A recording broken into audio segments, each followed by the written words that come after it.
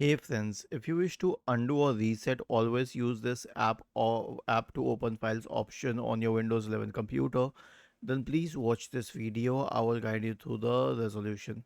So it's very simple. Basically, you have right click on a certain file, you selected open with, and you selected choose another app, and you selected a specific app, and then you selected always.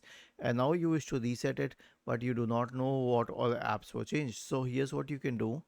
Right click on the start button, select settings from the menu, and then you can go to the apps tab on the list on the left hand side, select default apps, and then scroll down, and then next to reset all default apps, click on reset and then click on OK.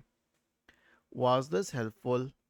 If yes, then please subscribe to the channel. If not, then let us know in the comment section of the video on how we could help you further. Thank you for watching this video and have a nice day.